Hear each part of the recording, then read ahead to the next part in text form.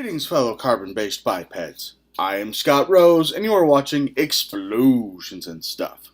Today, I'll be reviewing the 1994 film Viper, starring Lorenzo Lamas, Frankie Thorne, Hank Shane, and Joe Son.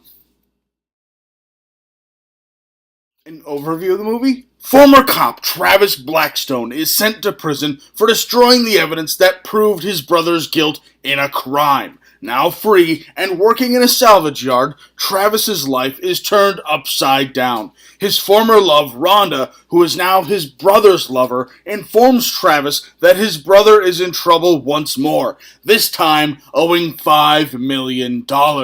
Will Travis help, or will the bad blood between them be enough to keep him on the sidelines?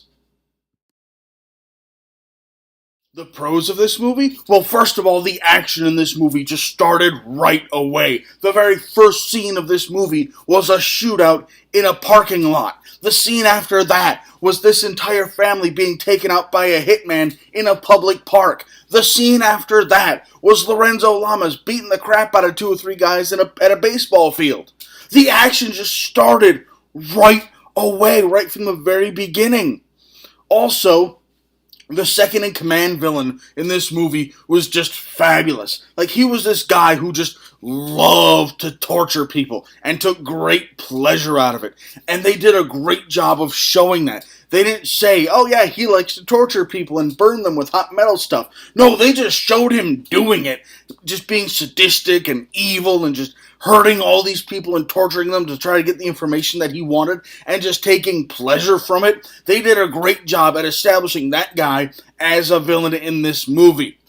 Also, the final battle scene in this movie was just glorious. It was just fantastic. Just like 10 to 15 to 20 minutes of just gunfire and explosions and kicks and punches and people dying and just people flying all over the place. Lorenzo Lamas might not be a great actor, but there's one thing you can count on, and that's him to deliver good action scenes in a movie.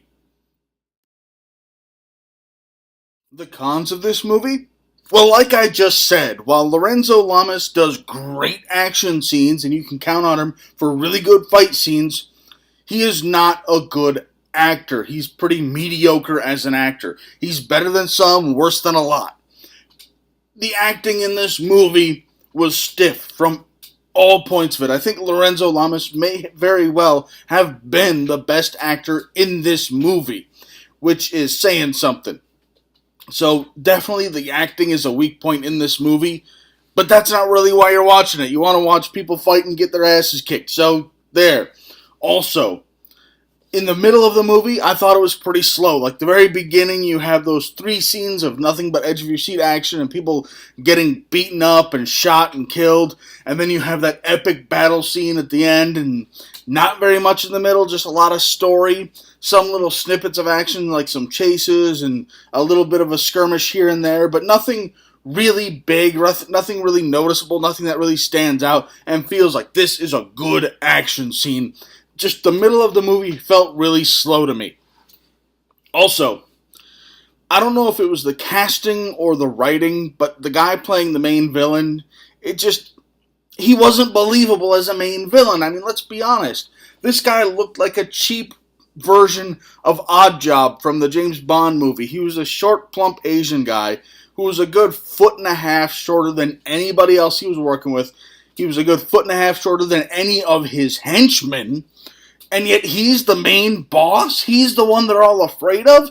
No, he's the guy who's your main henchman guy. You send him out to do all your dirty work and just to knock people out and do messed up things. He's not believable as a main villain, and that really hurt this movie. My overall thoughts on the movie? This is one of those movies where you can just turn your brain off and be entertained, and I give it 1 thumb up.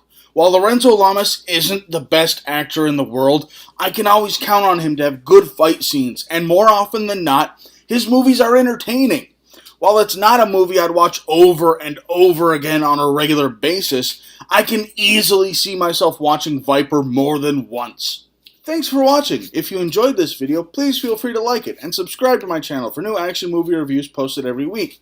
Also, if you have any recommendations for movies you would like me to review in the future, please leave them in the comments below. Thank you and have a nice day.